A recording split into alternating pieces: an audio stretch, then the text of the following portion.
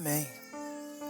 Irmãos, antes de começar a exposição dessa manhã, eu gostaria de saudar os nossos visitantes. Você que está nos visitando nessa manhã, seja muito bem-vindo. Essa casa pertence ao Senhor e por isso nós oramos para que o Espírito Santo possa também iluminar o seu entendimento, para que juntos nós possamos ser um pouco mais acrescidos nessa manhã, em nome de Jesus.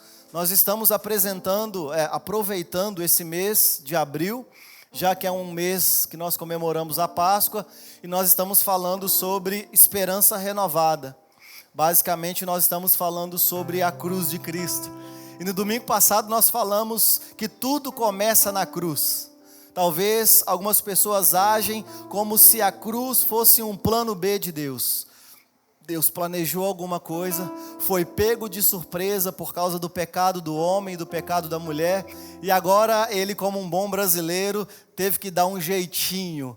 Eu preciso consertar o que foi feito por causa do pecado, e isso torna a cruz como um plano B. Mas o que nós vimos no domingo passado é que a cruz ela nunca foi um plano B. A cruz sempre foi o plano A de Deus. Ela foi anunciada antecipadamente, como nós lemos aqui 1 Pedro, dizendo que o Cordeiro ele foi morto antes da fundação do mundo. Ou seja, existia uma predisposição no coração de Deus, mesmo sabendo que criando o homem, haveria a queda, o pecado, faria separação entre Deus e o homem, porque não tinha como o homem ficar diante da presença de Deus estando em pecado. Tem gente que pensa que é uma maldade de Deus de tirar o homem do jardim, já que ele foi criado naquele ambiente. Na verdade, é mais uma prova da bondade de Deus. Porque se o homem permanece diante da santidade de Deus, vivendo em pecado, consequentemente ele teria que ser aniquilado, porque o salário do pecado é a morte. Então Deus, ele tira temporariamente o homem da sua presença para que pudesse se cumprir então aquilo que foi predito em Gênesis capítulo 3, verso 15 e também em muitos outros textos do Antigo Testamento, mas que houve a culminação, o tempo perfeito na exposição clara da predisposição do coração de Deus, na materialização do sacrifício em Cristo Jesus há mais de 2000 anos. Ele morreu em nosso lugar, como profetizou Isaías. Ele foi ferido por causa dos nossos pecados. Ele foi morto por causa das nossas transgressões. E todas as suas feridas causaram em todos nós sermos sarados da pior doença que poderia nos alcançar, o pecado que fazia separação entre o homem e Deus. Então o que você tem que saber? A cruz não é um plano B de Deus porque nós demos errado. A cruz é o plano A de Deus para que nós pudéssemos dar certo. E isso muda tudo.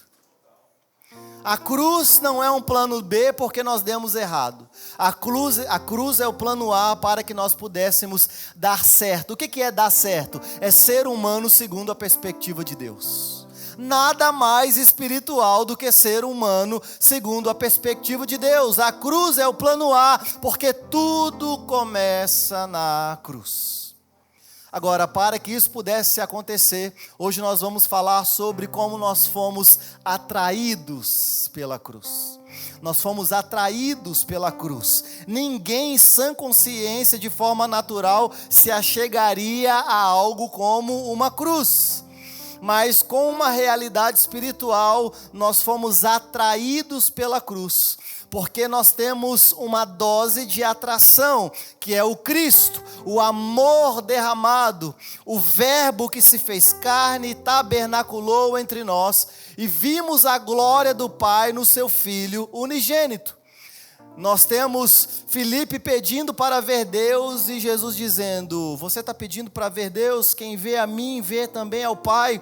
Porque, como diz no próprio Evangelho de João, ninguém jamais viu a Deus. Foi o Filho unigênito do Pai que veio revelar. É por isso que o autor aos Hebreus vai dizer que Jesus ele é a expressão exata É como se ele estivesse dizendo, olha, Jesus é o caráter de Deus. Nós não poderíamos conhecer a Deus se Ele mesmo não tivesse se revelado a nós pelo Filho, por Cristo. Então nós temos Eu vou tossir muitas vezes hoje, não se preocupe, porque minha garganta está meio ruim. Então nós temos uma dose de atração, que é o Cristo, e essa dose de atração, ela tem uma dose de ofensa, que é a cruz. Sem o Cristo, nós jamais nos achegaríamos a uma ofensa. Nós fomos atraídos à ofensa por causa do amor de Deus que foi revelado em Cristo Jesus. Isso também não começou no Novo Testamento. Vamos ler lá, Números capítulo 21. Nós vamos ler do verso 4 ao 9. Números capítulo 21.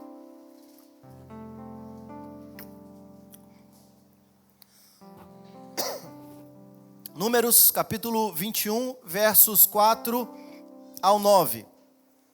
Aqui está falando sobre o povo de Israel que estava na travessia do deserto. Você que está nos acompanhando aí na leitura bíblica, já passou por isso. E nós estamos em... Onde que nós estamos, povo de Deus? Isaías. Estamos em Isaías, 21. Aleluia. Ano que vem vocês me aguardem. A serpente de bronze, deve ser como está aí na sua Bíblia, a serpente de bronze. Então, do 4 ao 9. Então partiram do Monte Or, pelo caminho do Mar Vermelho, a rodear a terra de Edom. Porém, o povo se tornou impaciente no caminho. Olha só, o povo se tornou impaciente no caminho. Só acontecia lá naquela época. Aqui, graças a Deus, não temos essa realidade. E o povo falou contra Deus e contra Moisés. Por que nos fizeste subir do Egito, para que morramos nesse deserto, onde não há pão nem água? E a nossa alma tem fastio deste pão vil, ou seja, já está enjoado de tanto comer maná.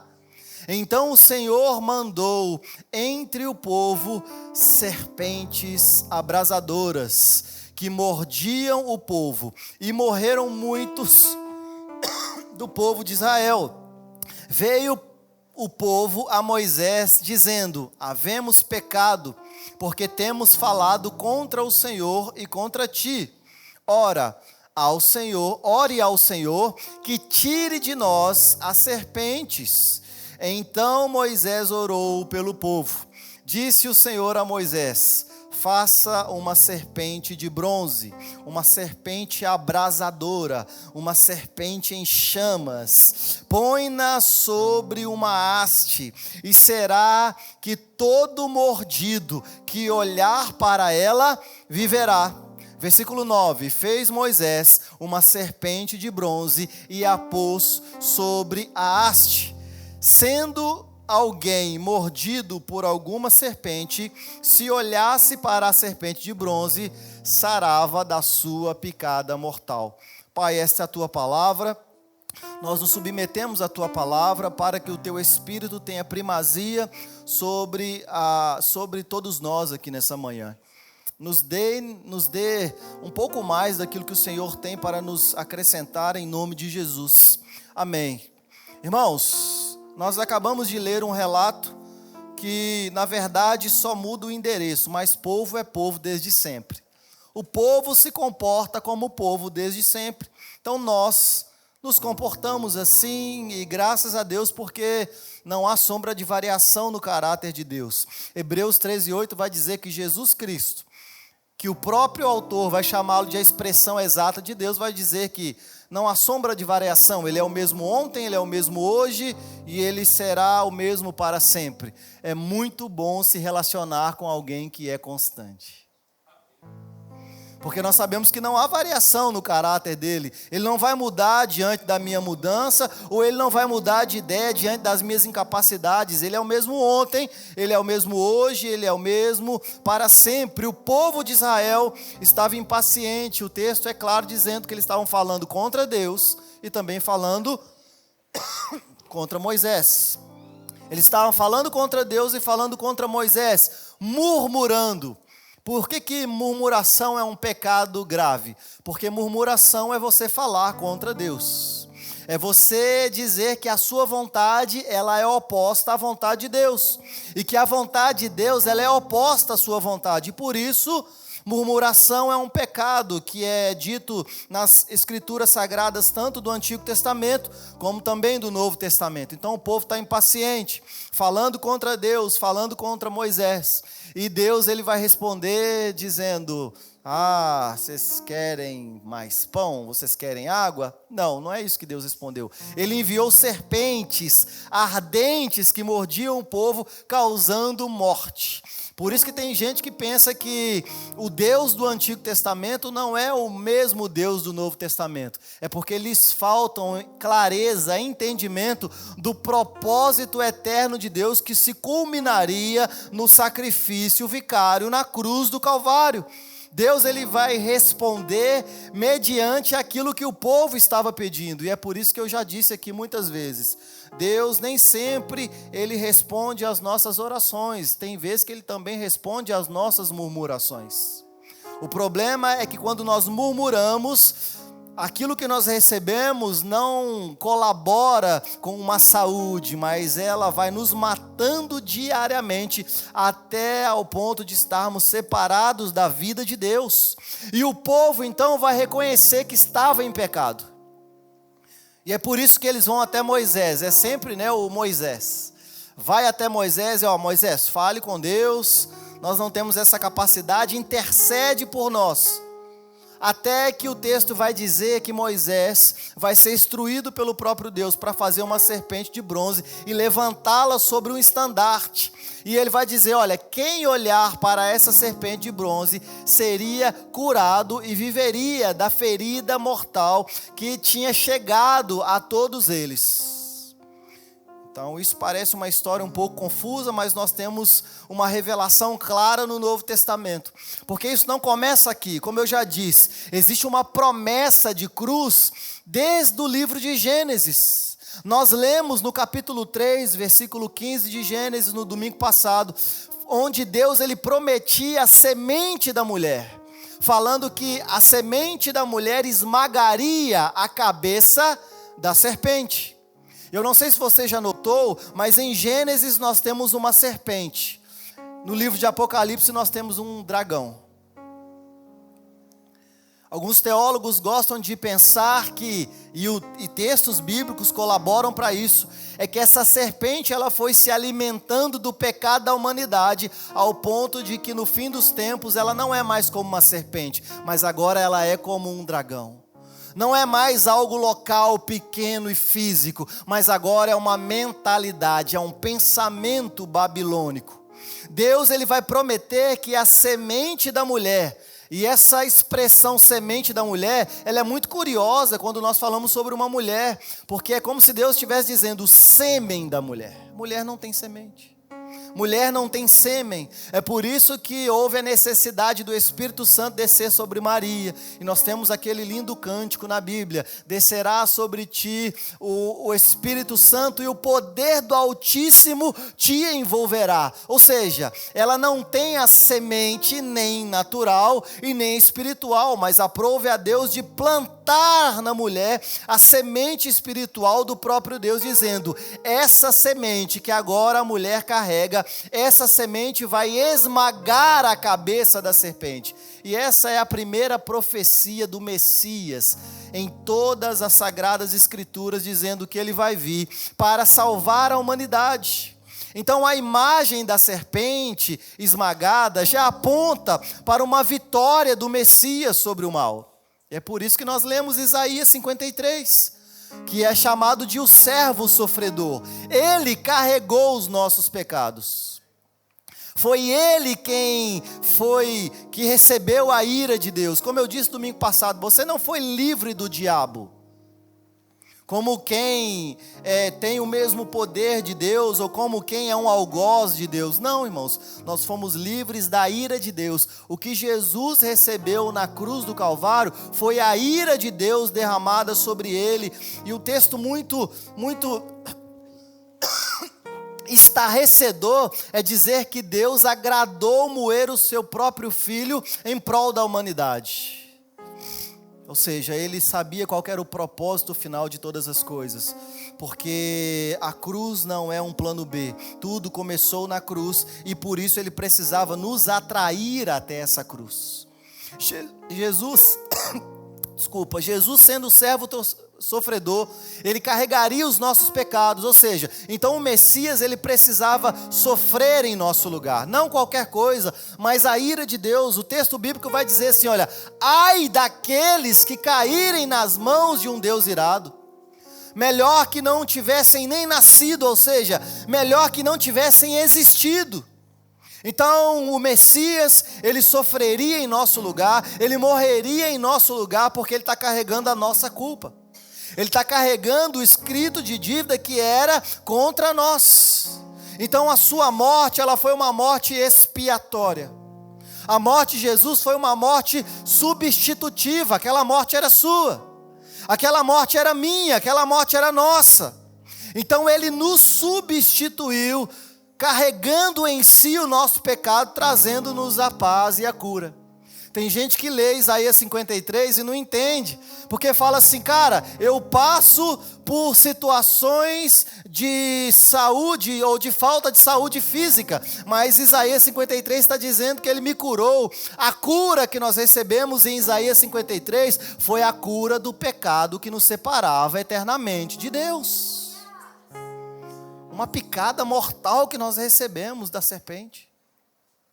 Então é por isso que ele morreu e nos substituiu, trazendo-nos a paz e a cura. É por isso que o profeta Zacarias, capítulo 12, verso 10, vai dizer o seguinte, olha, até aqueles que os transpassaram, eles serão alvo de lamento e arrependimento. Então a profecia, irmãos, sempre vai apontando para a crucificação do Messias. É sempre a Bíblia em uma só voz apontando para a necessidade. Então o seu povo finalmente reconheceria, e agora não só reconheceria, mas agora também o rejeitaria, como aconteceu historicamente. Mas eles vão chegar num tempo onde eles vão se arrepender disso. É o que a Bíblia também nos ensina. Agora nós precisamos saber qual que é o ponto de atração, a cruz de Cristo e a sua atração. Jesus no Novo Testamento, ele vai deixar claro, lá em João, capítulo 3, versículos 14 e 15, todo esse mistério, ele é revelado. Nós temos na teologia algumas definições que nos ensinam o que a Bíblia, de forma pedagógica, está querendo nos ensinar. Por exemplo, nós temos os tipos e os atítipos. Nós temos a sombra e nós temos a revelação da sombra. Ou seja, nós temos uma mensagem que não é tão clara e nós temos a clarificação dessa mensagem através da realização da vontade de Deus de forma material. Ou seja, o Novo Testamento é a explicação do Antigo Testamento. É por isso que não dá para... Não, hoje nós não lemos mais o Antigo Testamento. Mas se você não lê a base, você não consegue entender a revelação. E se eu só fico no Antigo Testamento, eu não consigo ter a revelação, eu só fico na sombra. Ou seja, é incompleto. A cruz de Cristo, ela vai nos mostrar a sua ofensa e a sua atração. É por isso que em João, Evangelho de João, capítulo 3, versículos 14 e 15, Evangelho 14 e 15, Jesus ele vai dizer que ele é a serpente de bronze. Ele vai fazer essa comparação. Versículos 14 e 15. E de modo, porque Moisés levantou a serpente no deserto, ou da mesma forma, do mesmo modo, e assim como Moisés levantou a serpente no deserto, assim também é necessário que o Filho do Homem seja levantado, para que todo o que nele crê tenha a vida eterna. Então Moisés, ele levantou a serpente de bronze no deserto. Existiam aqueles que eram picados por serpentes mortais, estavam perdendo a sua vida. Jesus está dizendo, assim como aconteceu no deserto, também vai acontecer quando o Filho do Homem for levantado. Porque todos aqueles que olharem para Ele, e não só olharem para Ele, mas todos aqueles que crerem em Jesus como Filho de Deus, serão livres, curados da picada mortal do pecado que separava o homem de Deus. Já que o texto vai dizer que porque um pecou, todos pecaram, destituídos estávamos da glória de Deus. Você não se tornou pecador a partir do momento que você pecou. Você se tornou pecador a partir do momento que Adão pecou. Isso nós recebemos como herança. E é por isso que também você não se tornou justo a partir do momento que você começou a fazer coisa boa. Você se tornou justo a partir do momento que Jesus disse: vocês estão justificados. Nós também recebemos isso como herança. Então, assim como a serpente foi levantada, o Filho do Homem também foi levantado no Gólgota. Quem olhasse para ele, mas não é olhar de qualquer forma, é olhar com fé, teria a vida eterna depositada novamente. Então, o Cristo, irmãos, ele nos atrai por amor. Quando nós olhamos para Jesus, ele nos atrai por amor. Porque Jesus, ele não morreu como mártir. Jesus, ele não foi martirizado. Jesus, ele foi espontaneamente para a cruz. E isso é totalmente diferente.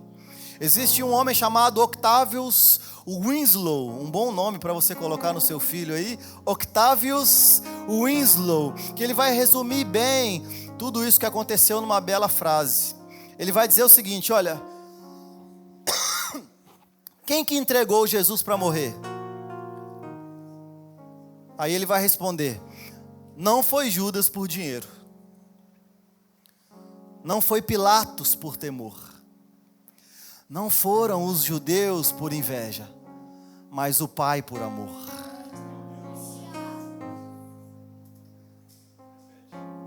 Vou repetir. Quem que entregou Jesus para morrer? Não foi Judas por dinheiro. Não foi Pilatos por temor. Não foram os judeus por inveja, mas foi o Pai por amor. É por isso que nós não cantamos aquela música que já cantamos há um bom tempo atrás. Foi o meu pecado que matou Jesus. Não foi o seu pecado que matou Jesus. Ninguém poderia matar Jesus. Ele não foi mártir de ninguém. Ele foi espontaneamente para a cruz. O Pai o entregou por amor. Gálatas capítulo 3, versículo 13, vai nos mostrar que Cristo, ele nos redimiu da maldição da lei. Gálatas capítulo 3, verso 13, Cristo nos resgatou da maldição da lei, fazendo-se Ele mesmo próprio maldição em nosso lugar, porque está escrito: maldito todo aquele que for pendurado no madeiro. Irmãos, Jesus, ele carregou a maldição que era nossa. Nós estávamos amaldiçoados por causa do pecado. Ele tomou sobre si a nossa maldição. É por isso que é muito importante nós estudarmos a Bíblia. Uma das consequências no livro de Gênesis, depois do pecado, é Deus dizendo para Adão assim: olha, e a terra produzirá espinhos e abrolhos, porque maldita é a terra por sua causa. E Jesus, no caminho da crucificação, um soldado romano, aleatoriamente, faz uma coroa de espinhos, coloca na cabeça de Jesus, dizendo o seguinte: nós estamos elegendo você maldito em nosso lugar. Porque se ele não morre, se fazendo maldito em nosso lugar, derramando o sangue perfeito na cruz do Calvário, ninguém poderia quebrar a maldição que estava contra nós, irmãos. Ele tomou sobre si o julgamento de Deus que era contra todos nós. É por isso que a morte vicária de Jesus, ela nos liberta da condenação. E não só nos liberta da condenação, mas ela também nos concede uma bênção de justificação. Isso é o plano perfeito de Deus. Romanos capítulo 8, não há condenação para aqueles que estão em Cristo Jesus. Então o diabo pode até soprar no seu ouvido, você é condenado. O que a Bíblia diz, não há condenação, ou seja, aquele que poderia te condenar, não te condena. E não só não nos condena, mas está dizendo, olha, você é justo, você recebeu a bênção da justificação, somos considerados justos pelo próprio Deus. Ah, Pedro, mas você não me conhece. Eu não me considero justo. Você sabe por que você não se considera justo?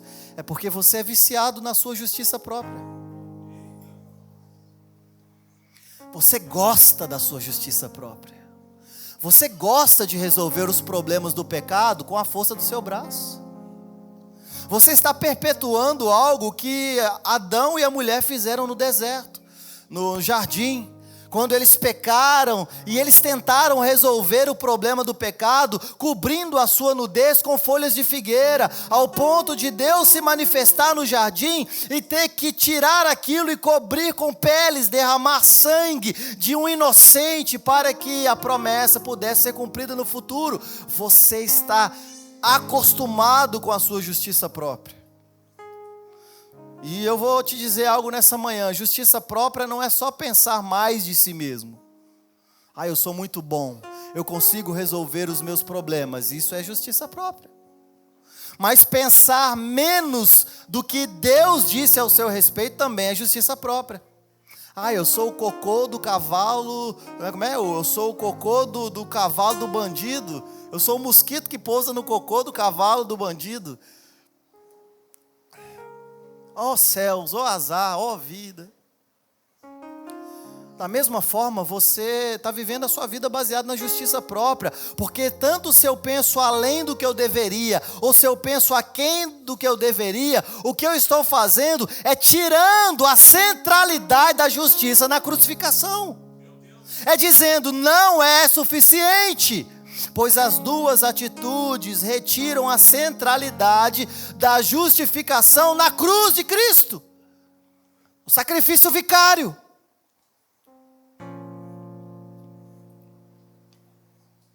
Primeira Coríntios, capítulo 1, verso 18, vai nos mostrar que a cruz é o poder de Deus para a salvação, pois o Evangelho inicia a partir do poder que é revelado na cruz. 1 Coríntios capítulo 1, verso 18, certamente a palavra da cruz é loucura para os que se perdem, mas para nós que somos salvos, aleluia, poder de Deus. A cruz, ela é loucura para aqueles que se perdem.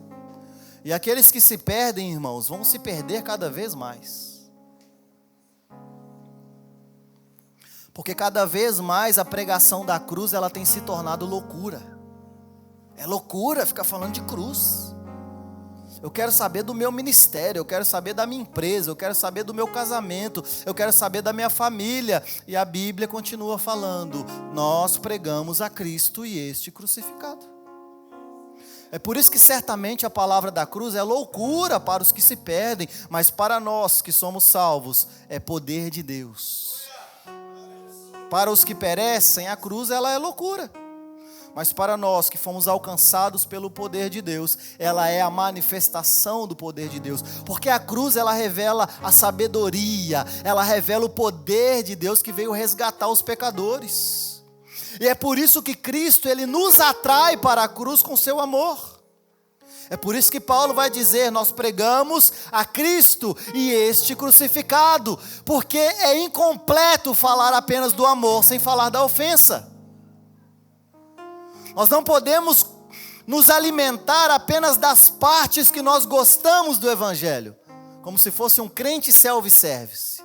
Ah, isso aqui eu gosto, isso aqui eu não gosto, isso aqui não, isso aqui eu não quero. Não, nós precisamos comer o cordeiro todo. Então nós sabemos do amor e da atração de Cristo, mas existe uma ofensa que ela foi depositada sobre todos nós. Nós pregamos a Cristo e este crucificado. Então a mesma dose da mensagem de atração, de fato, é a mesma dose da mensagem de ofensa. Então, assim como no deserto o povo estava em pecado, quando eles olharam para a serpente de bronze, eles foram curados também, levantada essa serpente no deserto, eles foram curados da picada mortal. Nós também, quando olhamos para Cristo, levantado naquela cruz, crendo e não duvidando que Ele é o nosso Senhor, o nosso Salvador, o Salvador de nossas almas, irmãos, nós somos curados da picada mortal do pecado. E é por isso que, sim, Isaías vai falar que todos nós somos sarados. Pedro, mas você está tossindo aí em cima, você é sarado? Sim, mas eu tenho enfermidades e a Bíblia está dizendo que você é sarado. Sim, mas eu conheço tantas pessoas, homens e mulheres de Deus, que morreram com enfermidades e a Bíblia diz que nós somos sarados. Sim, você não é mais escravo do pecado.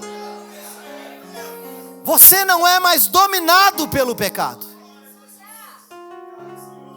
A sua natureza foi mudada. Nós podemos viver uma vida agora de não sermos mais escravos do pecado. Pecar não é um estilo de vida mais que pertence a todos nós, porque verdadeiramente Ele levou sobre si as nossas dores e enfermidades. Jesus na cruz, Ele venceu de uma vez por todas a nossa morte, irmãos, e o pecado. É por isso que nós não somos mais escravos do pecado. É por isso que, por enquanto, nós temos esse corpo mortal. E eu sei que é um paradoxo.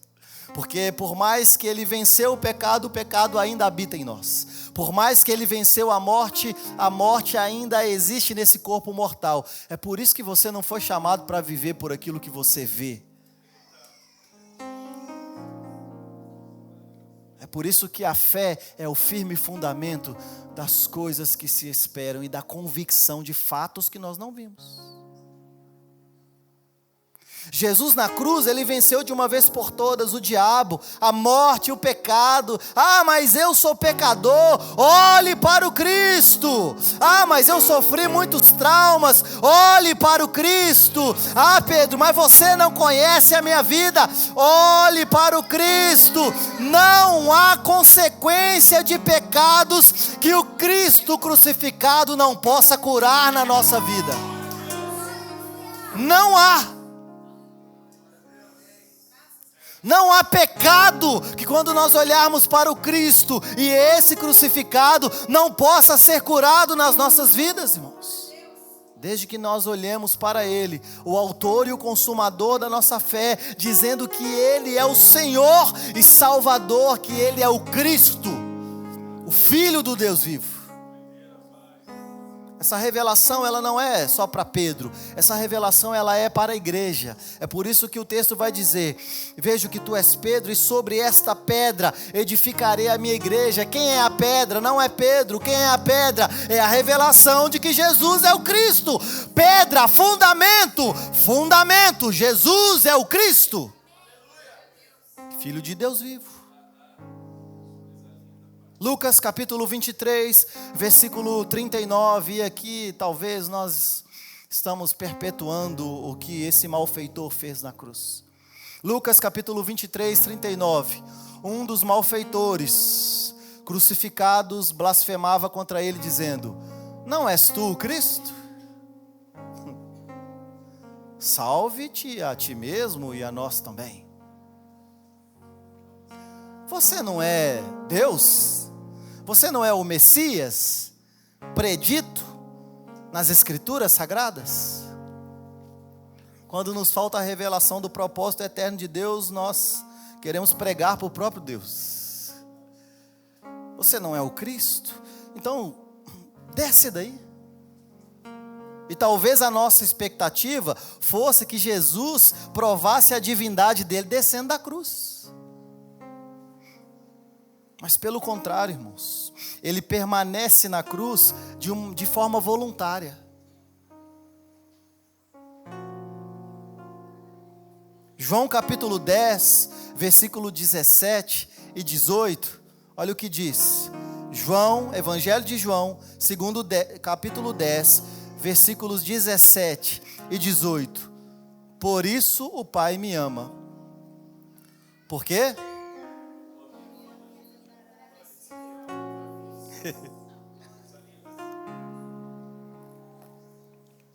Por isso o Pai me ama. Porque eu dou a minha vida para a reassumir. Ninguém tira a minha vida. Pelo contrário, eu espontaneamente a dou. Tenho autoridade para entregar e também para reavê-la. Este mandato eu recebi do meu Pai. É por isso, irmãos, não foi o seu pecado que matou Jesus. Na verdade, ninguém matou Jesus. Ele voluntariamente se entregou para nos ensinar o seu eterno propósito. Então Jesus, ele não desce da cruz porque ele está nos ensinando algo. Ele está dizendo assim, olha, na verdade, se você vai ser meu discípulo, não sou eu que vou descer da cruz, é você que vai ter que subir.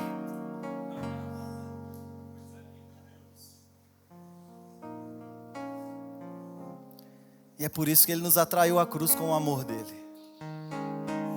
Ele nos atrai a um lugar de ofensa com o seu amor. Então, na vida de um cristão, não é Cristo que desce da cruz, irmãos. Somos nós que subimos até ela, porque nós somos atraídos à ofensa por causa do amor. Primeiro, nós fomos curados da escravidão do pecado. Então, como eu já disse, não há condenação para aqueles que estão em Cristo Jesus. Mas agora existe um segundo ponto. Agora nós precisamos ser resgatados de nós mesmos. E é aqui que o problema acontece. Porque Jesus, ele resolveu o problema que ele deveria resolver. Mas agora nós precisamos corresponder ao que ele fez. Então agora, nós não precisamos mais ser perdoados pelos pecados que já foram apagados na cruz. Mas agora nós precisamos ser resgatados de nós mesmos. Ou seja, agora a gente precisa ser livre das nossas vontades, das nossas paixões carnais. E é por isso que a afirmação de domingo passado é: ainda existe uma cruz. E não é Cristo que desce para nos mostrar o seu poder. Somos nós que devemos subir para mostrar a nossa obediência. Pois aquele que quiser vir após mim, negue-se a si mesmo, tome a sua cruz e me siga. É por isso que não pode existir uma mensagem sem cruz. Não existe um poder espiritual sem a cruz, porque nós somos atraídos à cruz. Mas por que, Pedro, que isso é espiritual? Porque naturalmente ninguém vai se submeter a uma crucificação, irmãos. É por isso que nós que nascemos de novo, nós não deveríamos ser atraídos por aquilo que nós ganhamos, mas nós deveríamos ser atraídos por aquilo que nós perdemos. Mas essa mensagem não enche igreja.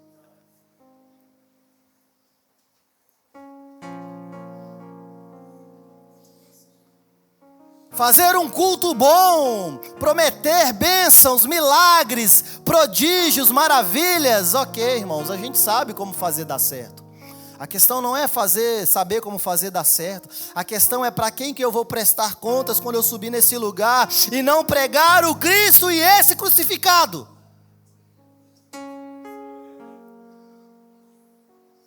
Porque se o poder de Deus está revelado em Cristo, na cruz, com o mesmo poder de atração e o mesmo poder de ofensa, nós como cristãos deveríamos ser atraídos não por aquilo que nós podemos ganhar, mas por aquilo que nós vamos perder.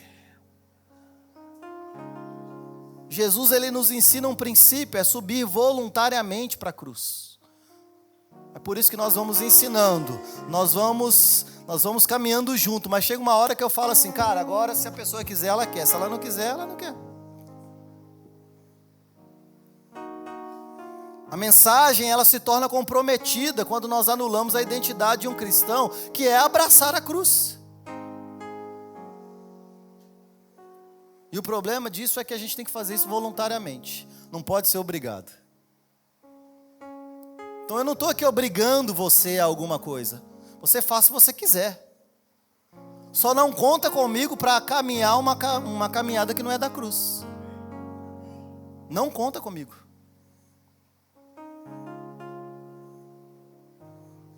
E quando a gente fala sobre subir na cruz voluntariamente, nós estamos falando de ir mudos como um cordeiro, não gritando como um porco, como foi falado no domingo passado.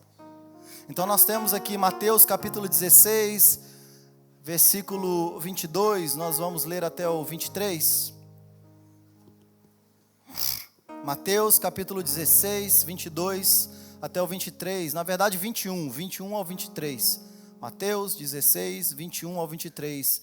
Desde esse tempo, aqui tinha acontecido aquela revelação áurea que eu acabei de citar aqui. Pedro, ele vai falar que Jesus é o Cristo, Filho do Deus vivo. Passa um tempinho, versículo 21.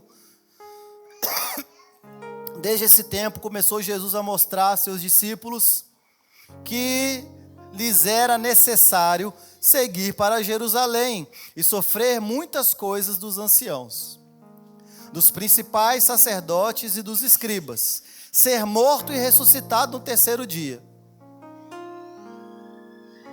Pedro, chamando-o à parte, começou a reprová-lo. Dizendo: tem compaixão de ti mesmo, Senhor?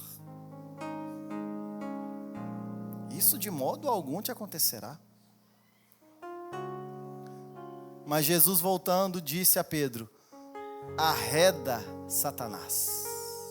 Aparta-te de mim, Satanás. Tu és para mim pedra de tropeço, porque não cogita das coisas de Deus, e sim das coisas dos homens. Da mesma boca pode sair um fundamento da igreja, e da mesma boca pode sair uma pedra, só que agora de tropeço. A questão é qual é a fonte. Irmãos, vamos falar aqui sinceramente. Aos nossos olhos, Pedro expressou uma preocupação com Jesus. Que é isso, Jesus? A gente saiu de Jerusalém, o Senhor foi quase que linchado naquela cidade. Agora as coisas começaram a dar certo. Olha, o povo está aí, acontece um milagre de vez em quando, estamos pregando, cegos estão vendo, coxos estão andando, está começando a dar certo, está começando a encher o culto, olha só que legal. Aí Jesus fala assim: agora a gente vai voltar para Jerusalém. Essa preocupação de Pedro é com Jesus, mas é com ele mesmo, porque se Jesus tem que voltar a Jerusalém, Pedro sabia que ele também teria que ir com Jesus. Então a proposta de Pedro era: tenha dó de si mesmo, você não merece isso. Perdas, danos, sofrimentos, você não merece isso. Um dos maiores preocupados com direitos humanos se chama Satanás. O que importa é você ser feliz, assinado capiroto. O que importa é a sua felicidade, assinado Beuzebu. Bafomé, né, Flávio? Irmãos, a resposta de Jesus para Pedro, porque se a gente olha, a gente pensa assim: ele está certo, ele está preocupado com Jesus. Não, Jesus, não faz isso não, tenha dó de ti mesmo. Você vai fazer isso para sofrer? Você vai fazer isso para ser perseguido, para sofrer dano? E a resposta de Jesus foi clara, irmãos, como uma água limpa. Porque o propósito de Satanás era livrar Jesus da cruz. Porque se o grão de trigo, se ele não morresse, ele não daria frutos.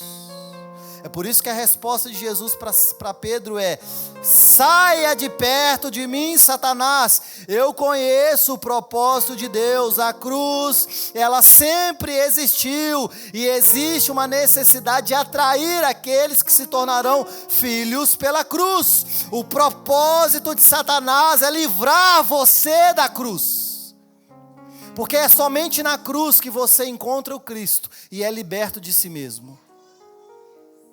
Vamos tirar a cruz. Se na cruz eu encontro o Cristo, sou atraído pelo amor, pelo seu amor, e na cruz eu sou livre de mim mesmo, porque eu preciso depositar ali as minhas paixões carnais, as minhas vontades, o meu sonho, os meus objetivos, depositar aos pés da cruz. O que Satanás ele queria era impedir Jesus do seu ápice ministerial. O ápice ministerial de Jesus não foi andar sobre as águas, multiplicar pães e peixes, transformar água em vinho. Isso tudo foi muito legal, mas o ápice ministerial de Jesus foi sangrar na cruz. É por isso que você não tem nenhuma ordenança da Bíblia dizendo: lembre-se de quando eu andei sobre as águas. Vamos fazer a campanha da água ungida. Lembre-se de quando eu multipliquei pães e peixes. Vamos fazer a campanha da multiplicação. Não, a ordenança dele é: lembre-se da minha morte. Comam o pão e tomem o vinho até que eu retorne. O propósito de Satanás, irmãos, é nos livrar constantemente da cruz, porque aí nós deixaremos de encontrar o Cristo e nós não seremos libertos de nós mesmos. O verdadeiro cristão não é atraído por aquilo que ele vai ganhar, mas por aquilo que ele vai perder. Então é por isso que no culto a gente não vem aqui para poder saber o que a gente vai ganhar. Eu vou lá hoje que eu quero ser abençoado. Não entendeu? Vou lá hoje porque... Não. O que você vai perder aqui hoje? O que você veio perder aqui hoje? Vou fazer uma campanha aqui.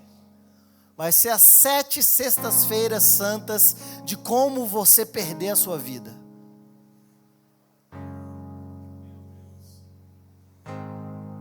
Mas essa mensagem, Pedro, ela não enche a igreja. Tenha compaixão de ti mesmo, Pedro. Vamos falar de coisa boa, vamos falar do que está no hype. Olha, isso aqui faz dar certo, faça dessa forma. Você está achando que é só você que passa por isso? Não, todos nós passamos. O que Satanás ele está em todo momento é querendo desviar a nossa atenção da cruz. Porque nós deixaremos de encontrar o Cristo, segundo as Escrituras Sagradas. Não aquele Cristo que nós desenhamos na nossa cabeça e chamamos do Cristo da Bíblia. Irmãos, Deus é bom o tempo todo. Ele nos abençoa constantemente, irmãos. Isso é um fato. Ele nos dá muito mais do que nós merecemos. Se você fizer uma retrospectiva dessa semana, você já vai ver o quanto você foi abençoado sem merecer. Ele nos surpreende, Ele cuida de todos nós, isso é um fato. Mas o verdadeiro cristão, ele não é medido pela quantidade de bênção que ele acumula. O verdadeiro cristão, ele é medido pela vida de renúncia que ele vive.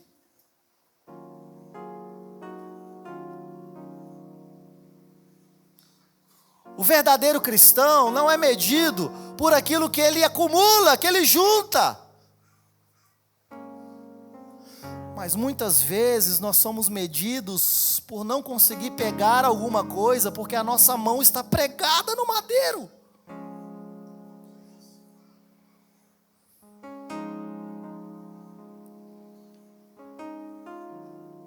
Você tem vivido uma vida de renúncia?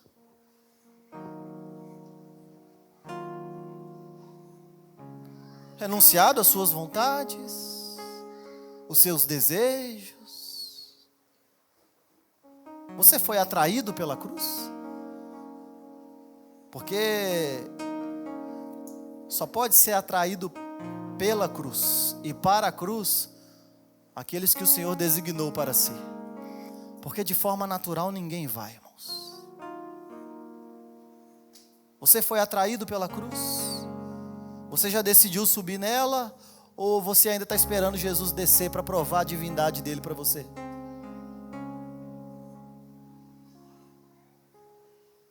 Filipenses capítulo 3, versículo 7 ao 10.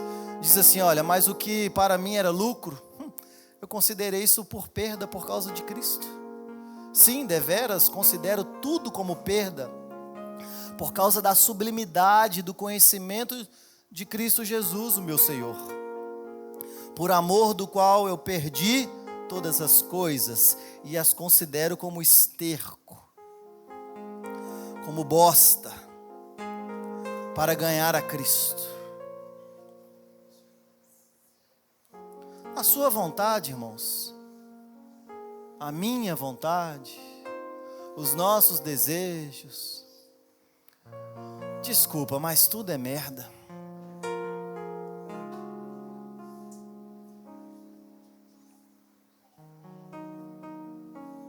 E se achado nele, versículo 9, não tenho justiça própria que precede da lei, senão a que é mediante a fé em Cristo, a justiça que procede de Deus, baseada na fé, para o conhecer, e o poder da sua ressurreição, e a comunhão dos seus sofrimentos, conformando-me com ele na sua morte.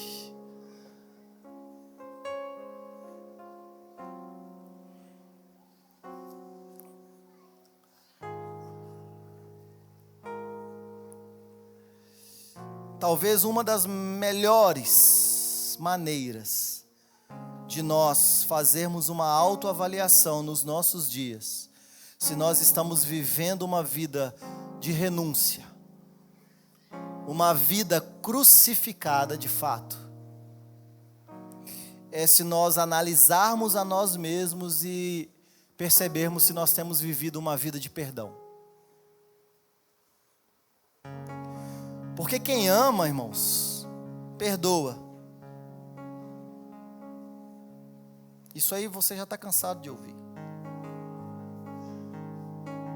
Agora, muitas vezes nós vamos ter que perdoar antes de assumir a nossa responsabilidade. Porque perdoar não é resolver a culpa. Perdoar é assumir a responsabilidade do pecado do outro para manter a relação. Glória a Deus.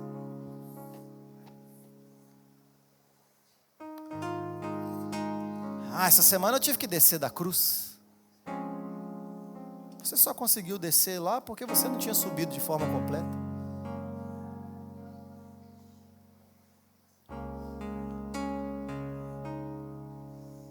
Quando nós assumimos a responsabilidade do pecado do outro para manter a relação, nós cumprimos um princípio que é bíblico. Jesus, ele tinha todo o direito de imputar sobre nós a culpa por causa do pecado. Sim ou não? Mas o que ele fez? Ele assumiu a responsabilidade para manter uma relação, porque ele nos perdoou.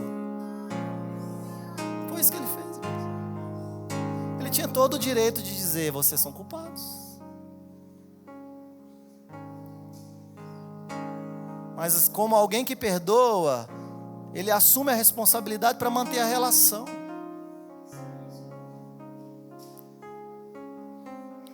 Então, quando nós não estamos crucificados, nós vivemos uma vida amargurada. E aquela pessoa que não perdoa, que vive uma vida amargurada, ela se torna depositário dos pecados dos outros. Porque o delinquente, ele já foi perdoado por Deus. Mas o amargurado está sempre dizendo que o sacrifício de Jesus não foi o suficiente, porque tem sempre uma conta para ser paga. Tem sempre um problema para ser resolvido. quando eu não vivo uma vida de sacrifício, e quando eu não consigo viver uma vida de perdão, eu estou dizendo que o sacrifício de Jesus em favor dos pecados de outros não foi o suficiente. Eu estou dizendo, ainda tem algo a ser pago.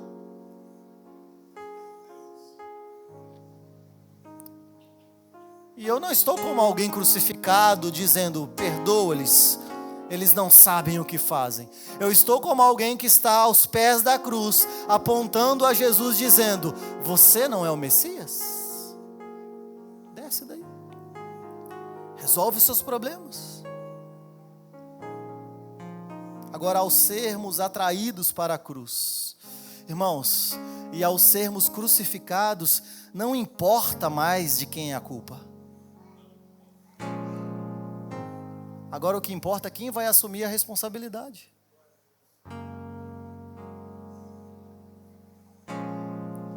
Crucificado, atraído pela cruz, não é aquele que vive a vida incutindo culpa nas pessoas, mas é aquele que quer uma oportunidade de assumir a responsabilidade. E isso muitas vezes é antecipado ao pecado.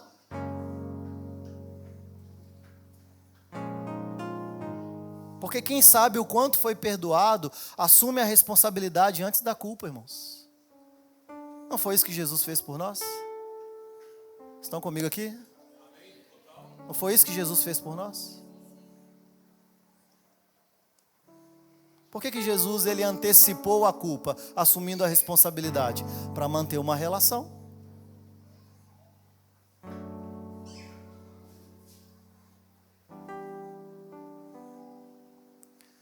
Jesus, ele não foi surpreendido. Deus, ele não foi surpreendido pelos nossos pecados.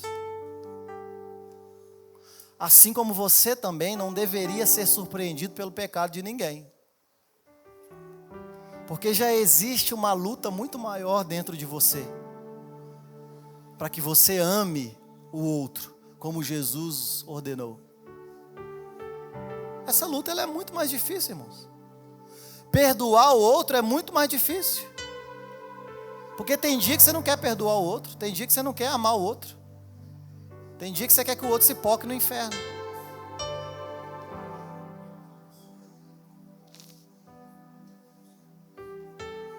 Então quando alguém chegar para você com um pecado, você não deveria imputar a ele a culpa como alguém que foi surpreendido. Mas você deveria abraçá-lo como alguém que já assumiu a responsabilidade. Dizendo, o que eu quero aqui é manter a relação, irmãos. É por isso que Pedro, em mais uma das suas pedrices na Bíblia, ele vai tentar colocar um número para Jesus. Ô Jesus, você disse que tem que perdoar lá, mas vai ser quanto? Vai ser 7 vezes? Vai ser quantas vezes? Porque a nossa cabeça precisa trabalhar com um número, com um padrão. E Jesus disse para ele, Pedro, 70 vezes 7. Resumindo, quantas vezes for necessário. Quer saber se você está vivendo uma vida de alguém que foi atraído pela cruz, e não atraído simplesmente para olhar para a cruz, mas para que você possa subir nela e ter um estilo de vida de cruz? Simples, irmãos. Aquele que quer vir após mim, negue-se a si mesmo. Às vezes alguém me pergunta assim, eu não sei se eu estou vivendo a vontade de Deus.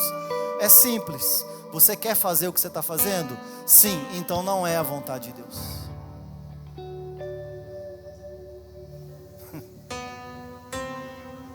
Porque 99,9% das vezes que é vontade de Deus, ela não é a nossa vontade.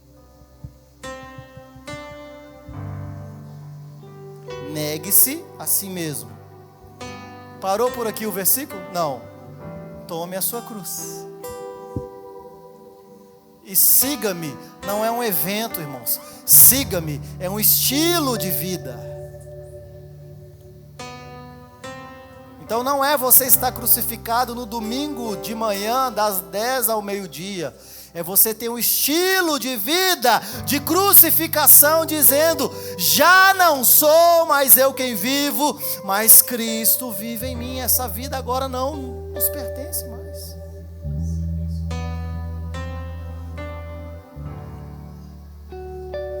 Você não é atraído pela cruz para parar apenas no amor de Jesus. Você é atraído pela cruz para ser ofendido pela cruz. Então o Evangelho não é algo para satisfazer as suas necessidades. Evangelho é para te ofender, para te livrar de você mesmo. Amém? Vamos cantar novamente essa canção. Fique de pé nessa manhã, irmãos.